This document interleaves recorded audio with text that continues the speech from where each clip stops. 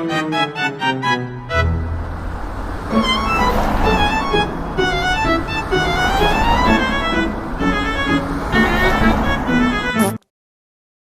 semuanya, selamat datang di video kali ini.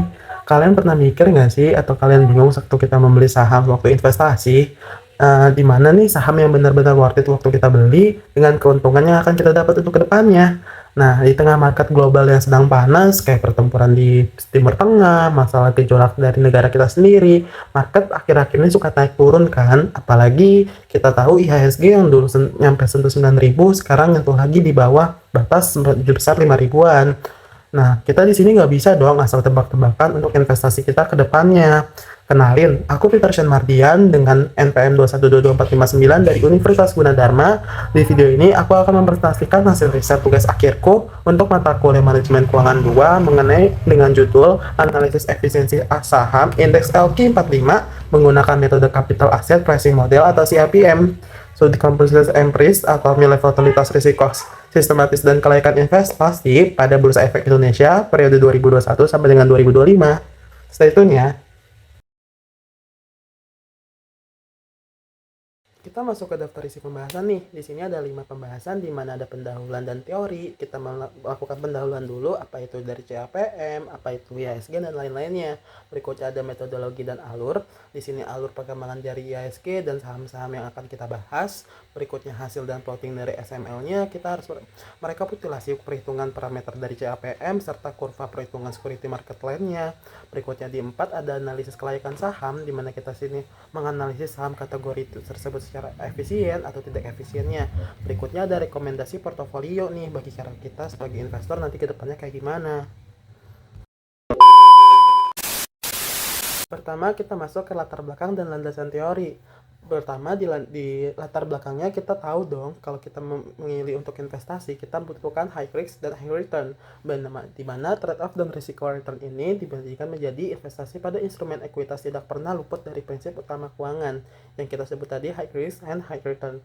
Investor selalu dihadapkan pada ketidakpastian realitas keuntungan dibandingkan dengan eksploitativitas awal.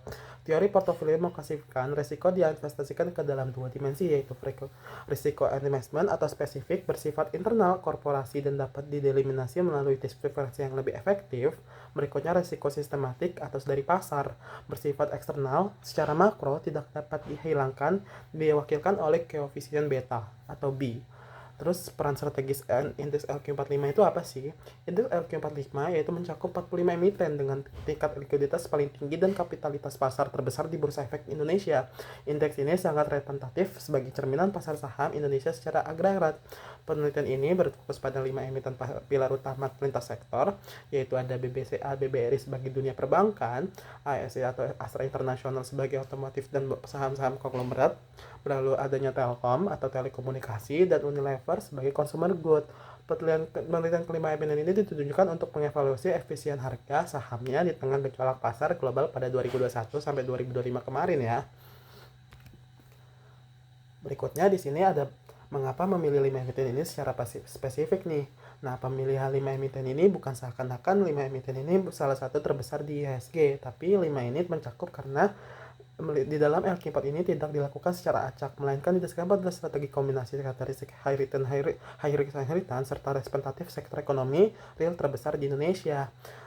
Kenapa memilih PT Bank Sentral Asia atau BBCA sebagai karena saya memilih ini karena dia itu termasuk ke sektor finansial dan dimiliki oleh swasta, dapat dibagi representatif jangkar atau encore sebagai portofolio dengan kapitalisasi pasar terbesar di Bursa Efek Indonesia. BBCA dikenal sebagai memiliki manajemen risiko kredit yang sangat kokoh dan efisiensi operasional berbasis digital banking, menjadikannya tolak ukur utama saham defisit berbeta rendah di sektor perbankan swasta. Berikutnya ada PT Bank Rakyat Indonesia Persero atau BRRI, sektor finansialisasi dan adanya dari BUMN nih. Kenapa dipilih? Karena dipilih sebagai proyek penggerak ekonomi kerakyatan nasional sebagai bank BUMN terbesar yang berfokus pada segmen mikro seperti Kopodes dan UMKM. Kinerja BBRI sangat sensitif terhadap kebijakan suku bunga domestik atau BI rate Bursa Efek dari Bank Indonesia Rate sepanjang 2021 sampai 2025 kemarin ya, menjadikannya sampel ideal untuk menguji volatilitas dari pasar itu sendiri. Berikutnya ada PT Telkom Indonesia Persero atau TLKM, sektor telekomunikasi dan infrastruktur terbesar di Indonesia, mewakili pilar infrastruktur digital dan konvensional nasional di tengah transformasi besar seperti program Fixed Mobile Conference atau VMC. Telkom dipilih untuk mengevaluasi apakah pergerakan retail korporasi teknologi pada modal mampu mengambangi tingkat risiko pasar agregat akhir-akhir ini. Berikutnya ada PT Astra International Tbk atau ESI sebagai sektor manufaktur dan konglomerasi multisektor. Dipilih karena sifat bisnisnya yang sangat sensitif terhadap siklus ekonomi real yang ada di Indonesia, dari daya beli masyarakat, fluktuasi komoditas global. ASI ini memegang peranan penting dalam menguji modal CAPM karena secara historis memiliki nilai beta tinggi atau risiko sistematis yang lebih tinggi dibanding saham-saham berteman dengan lainnya. Dan terakhir ada PT Unilever Indonesia Tbk, sektor consumer goods, di mana sebagai barang konsumsi, dipilih sebagai representatif sektor kebutuhan pokok masyarakat. Unilever secara teoritis merupakan saham defensi berbeta rendah. Dimasukkan Unilever bertujuan untuk menguji anomali pasar finansial ketika sebuah emiten consumer goods raksasa mengalami tekanan struktural internal dan pergeseran modal pasar yang sangat tinggi. A few moments later. Berikutnya di sini ada formula dan contoh perhitungan dari CAPM sendiri ya. Formula utama model itu tingkat pengambilan daya saing diharapkan sebagai expect return, di mana IRI sama dengan RI ditambah beta I dikali sama RM dikurang RT. Jensen alpha atau pengukuran kinerja abnormal dihitung dari alpha dikurang dari return I dikurang dari E dalam kurung RI. Arti simbol dan variabel dari masing-masing model perhitungan utama ini, di mana arti simbol dan variabel pertama disimbolkan RI atau return aktual saham individual. Maknanya di sini adalah tingkat keuntungan atau imbal hasil yang diperoleh dari suatu saham secara historis. Dalam alur perhitungannya dihitung pada tahap awal dengan rumus PT dikurang sama PT dikurang 1 dibagi dengan P buka kurung T min 1. Dalam alur simbol ini mencerminkan kinerja dari real lapangan dan masing-masing dari 5 saham sampel dari BBCA, BBRI, Telkom, Astra, dan Unilever sebelum dicocokkan dengan teori yang ada.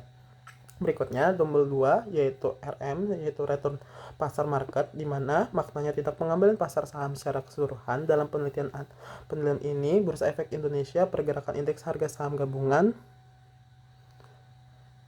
digunakan sebagai proksi utamanya. Dalam alur perhitungannya berfungsi sebagai pembanding utama. Melalui RM, kita bisa melihat apakah kondisi pasar domestik secara agregat sedang bertumbuh atau bullish, atau justru sedang tertekan dari konsolidasi atau dari kita sebut dengan bearish.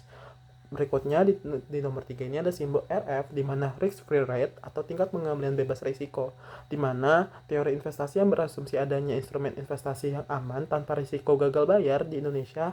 Instrumen ini diproyeksi menggunakan rata-rata tahunan suku bunga acuan Bank Sentral atau BI rate. Nah, dalam aturan perhitungannya digunakan sebagai batas minimum atau benchmark jika sebuah saham memberikan return atau RI-nya lebih kecil dibandingkan dengan RF, maka investasi dalam tersebut dinilai merugikan karena investor memikul risiko besar untuk hasil di bawah instrumen yang aman. Di nomor 4 ada simbol beta I atau koefisien beta saham. Maknanya pengukuran risiko sistematis atau tingkat sensitivitas atau volatilitas dari return saham individual terhadap pergerakan rate saham IHSG. Dalam alur perhitungannya dapat melalui rumus regresi konvensional terhadap variansi pasar. Contohnya di sini ada RIRM dibagi dengan variabel dari RM itu sendiri. Dengan artian di mana jika beta sama dengan 1, maka volatilitas saham sama dengan pasar. Jika beta lebih besar dari 1, maka saham seperti ASI atau Astra dan BBRI sangat bersifat agresif dan sangat sensitif terhadap guncangan dari makro. Jika beta kurang dari 1, seperti saham dari BBCA dan Unilever, saham bersifat defensif. Berikutnya ada simbol ERI atau expected return yang diharapkan. Maknanya, tingkat pengembalian teoritis minimal yang seharusnya disyaratkan oleh investor sebagai kompetitif atas peningkatan risiko sistematis beta saham tersebut. Dalam alur perhitungannya, digunakan persamaan antara cinti CAPM, di mana RRI sama dengan RF plus beta dibagi dengan RM dikurang RF. Nilai ini menjadi standar kelayakan atau target nilai wajar yang harus dilewati oleh return aktual dari saham tersebut. Dan terakhir, ada simbol alfa atau Jensen alfa yang kita jelaskan tadi. Maknanya alat ukur kinerja abnormal atau abnormal return sekaligus penentu efisiensi harga saham. Nilai ini dicatat dengan mengurangi return aktual yang expected return alfa sama RI dikurang dengan R bagi I, di mana dalam arti perhitungan kesimpulan merupakan gong akhir dari seluruh perhitungan untuk menentukan keputusan dari investasi tersebut.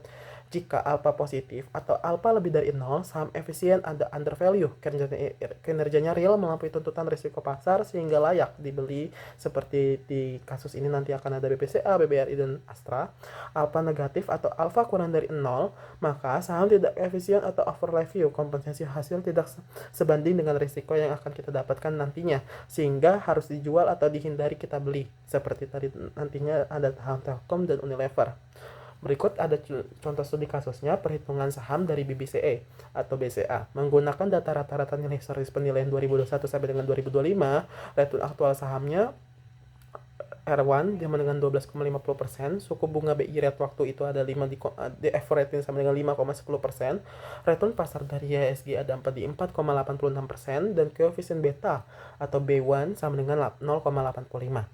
Langkah seawal kita hitung dengan pengembalian yang diharapkan. Dengan rumus yang ada, kita samakan R1 sama dengan 5,10% dari bunga rate ditambah 8,5 dari koefisien beta dikali dengan 4,86 dari return pasar IHSG dikurang lagi dengan 5,10 dari suku bunga BI rate yang berlaku.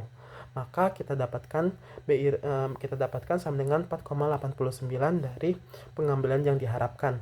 Cari nilai Jensen alfanya bagaimana? Alfa sama dengan 12,50 dari return aktual saham dikurang sama 4,89 yang diharapkan, maka Jensen alfa yang kita dapat ada di plus 7,61%. Kesimpulannya, karena nilai positif sebesar 7 plus 7,61%, saham BBCA berkategori efisien atau undervalue dan bernilai ekonomis untuk keputusan kita beli ke depannya. Nah, di sini ada alur langkah perhitungan analisis CAPM tersebut. Menghasilkan analisis keputusan investasi yang persis, proses pengolahan data dialurkan menjadi 5 bagian, yaitu pengumpulan data, mengunduh harga penutupan bulanan consultation dari IHSG periode dari 2021 sampai dengan 2025. Di sini dari via Yahoo Finance yang aku ambil. Berikutnya direktur aktual menghitung return bulanan masing-masing saham dan pasar, lalu ditarik dengan rata-rata tahunan, average dari tahunan saham-saham tersebut. Berikutnya dari risk free dan beta, rata-rata tahunan BI rate sebagai penghitung investasi saham dengan regresi konversis yang berlaku di tahun tersebut. Berikutnya ada expected return, menghitung tingkat return rate teoritis minimal yang disyaratkan oleh investor lewat persamaan linear dari CAPM sendiri. Berikutnya ada Jensen alpha, menghitung selisih return aktual dan expected return, klasifikasi saham antara saham tersebut secara efisien atau tidak efisien untuk dibeli untuk kedepannya. Oke. Dari data mantai historis tahunan emiten dan pasar tahun 2021 sampai 2025 ini, kita menunjukkan ada rata-rata 5 tahunan dari BBCA, BBRI, Telkom, ASI, dan Unilever, serta IHSG sebagai RM dan BI Rate sebagai RF. Dapatkan rata-rata selama 5 tahun ada di 12,50 untuk BBCA, ada di 8,50 sebagai untuk BBRI, Telkom ada di 3,10%, ASI ada di 5,20%, sementara Unilever minus 4,50% selama 5 tahun terakhir. Rata-rata IHSG ada di 4,86 dan juga BI Rate sebagai 5,10. Rata-rata BI Rate terkumulasi selama 5,10% selama 5 tahun, menandakan situasi pasar modal saat ini dalam masa konsolidasi atau masa yang tidak terlalu tinggi ataupun tidak terlalu rendah. 2 hours later. Nah, di sini ada tabel rekapitulasi parameter dan keputusan dari CAPM sendiri. Tadi kita contoh kasus dari BBC tadi, kita bisa menyimpulkan dari 5 saham di sini dengan beta dari Bank Sentral Asia ada di 0,85, actual return-nya ada di 12,50, expert return-nya ada di 4,89, maka Jensen Alpha tadi dari BBCA maka dia akan plus 7,61%, di mana dia undervalue atau secara lebih baik efisien, maka bisa kita beli untuk masa depan ke depannya. Berikutnya ada BBRI atau Bank Rakyat Indonesia dengan beta 1,15, actual return-nya 8,50%, expert return-nya ada di 4,82%, maka Jensen Alpha atau alpha dari Jensen tersebut ada di plus 3,68%. Maka BBRI kita simpulkan sebagai saham yang efisien atau wajib untuk dibeli. Berikutnya ada Telkom. Di sini dengan beta 0,90, aktual return di 3,10%, expected returnnya ada di 4,88%, maka Johnson Alpha yang diapat atau alpanya sebesar min 1,78. Di sini tidak efisien atau over value, maka bisa kita lakukan penjualan atau kita tidak beli. Berikutnya ASSI di sini atau Astra International mendapatkan beta 1,20, actual return di 5,20%, expected returnnya di 4,81%, maka totalnya ada di 0,39% secara plus. Maka di sini Astra mendapatkan efisien atau under value, wajib kita untuk beli. Adanya Unilever Indonesia di 0,65 minus 4,50 sebagai aktual return, expected returnnya di 4,94%, Johnson Alpha-nya di minus 9,40%. Secara konsolidasi tidak efisien atau overvalue, maka kelas rekomendasinya kita hindari untuk kita beli. Kondisi premi risiko pasar berbagi negatif menambahkan nilai expected return mengecil seiring tingginya beta, namun anomali parfum in the value tetap membagi saham secara kontras dari 5 saham tersebut ini. Di sini kita membuat kurva security market line atau SML dan plotting saham di berikutnya. Interpreted visual SML, kurva security market line SML mematakan tingkat pengambilan minimal yang disyaratkan pada setiap level risiko sistem beta. Titik hijau di atas SML atau security market line seperti BBCA, BBRI, dan Astra International terbukti menghasilkan vektor aktual yang melampaui expected return dari teoritis daripada investor. Mereka memiliki Johnson Alpha bernilai positif atau alfa lebih daripada 0. Titik merah di bawah dari security market line, emiten seperti dari tadi Telkom dan Unilever berada di bawah kurva SML. Emiten ini dinilai tidak efisien karena kompensasinya pengambilan yang diberikan jauh di bawah risiko pasar yang ditimba oleh investor itu sendiri. Bisa kita lihat daripada kurva tadi, benar saja ada di batas atas garis SML sebagai BBCA, BBRI, dan ASI sebagai bottom line hijau, dan di area bottom line merah ada Telkom dan Unilever yang harus kita hindari. Berikutnya di sini ada analisa mendalam saham efisien secara under value. Di sini tadi kita udah ada 3 ya. Ada Bank Sentral Asia, BBCE, BBRI sebagai Bank Indonesia, dan PT Astra International. Di sini mereka terbukti sangat andal dan direkomendasikan untuk diambil keputusan dari kita beli oleh investor secara rasional. PT Bank Sentral Asia memiliki alpha tadi plus 7,61% tertinggi di kelasnya, menawarkan return aktual 12,50% melampaui ekspektasi dari 4,89%. BBCA menunjukkan fundamental yang superior berkat digital banking dan efisiensi dari operasionalnya BBCA itu tersendiri. Berikutnya di sini ada PT Bank Rakyat Indonesia atau BBRI, betanya ada 1,13, agak sensitif fluktuasinya, tekanan alfanya di plus 3,68 sangat menguntungkan, menghasilkan 8,50% pengambilan real dari atas kompensasi real risiko pasar.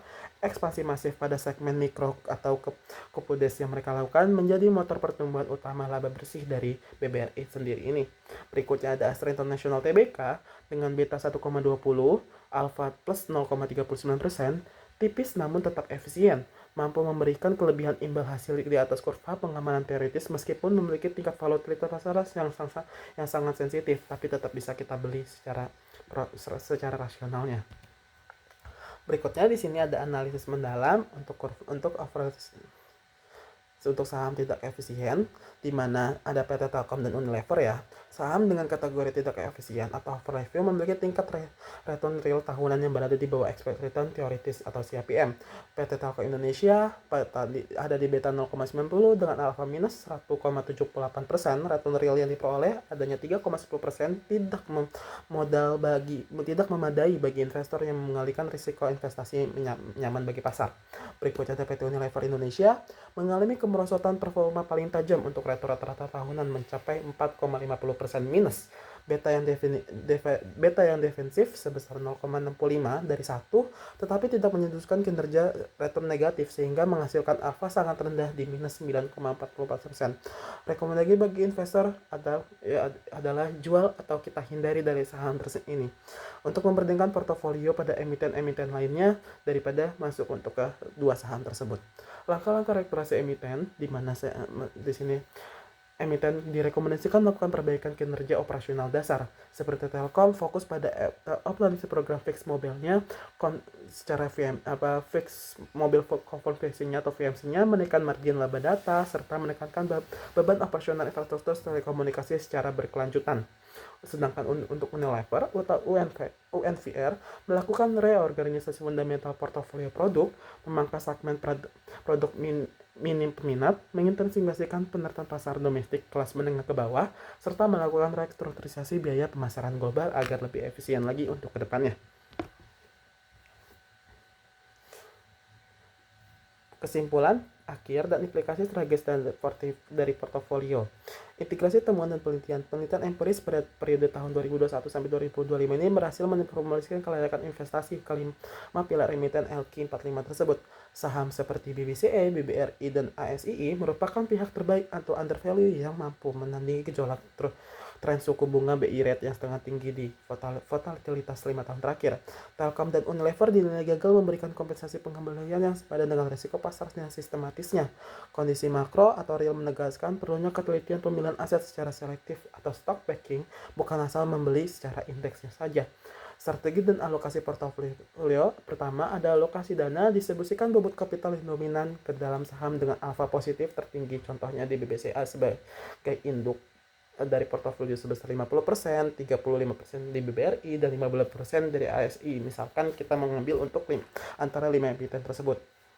Pengurangan exposure, melakukan likuiditas atau pengalian dana dari instrumen Telkom dan Unilever hingga perbaikan profitabilitas korporat terbukti nyata di laporan keuangan mendatang. Maksudnya bagaimana di sini kita untuk menghindarkan dari Telkom atau Unilever. Semisal kita punya saham dari mereka, kita jual dulu terlebih dahulu sampai mereka memperbaiki efisien dan profitabilitas mereka naik, baru kita bisa masuk untuk ke saham mereka sendiri.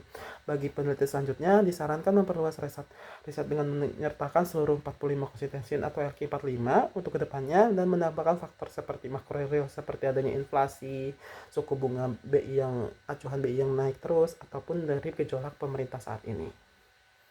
Nah, udah selesai nih hasil dari diskusi kita pada hari ini. Terbukti ya kalau BBCE, BBRI, dan ASI ini ternyata volatilitasnya selama 5 tahun cukup baik. Meskipun waktu itu terpuruk karena COVID-19, ternyata mereka bisa bangun dan lebih baik lagi selama 5 tahun dan menjadi profitabilitas dan portofolio baik untuk kita ke depannya. Sementara untuk Telkom dan Unilever, mereka harus lebih berbaikin lagi nih dari pertumbuhannya mereka, lebih efisiensi lagi untuk biayanya, untuk menaikkan profitabilitas bagi perusahaan mereka, agar para investor mau lagi nih masuk ke saham-sahamnya mereka.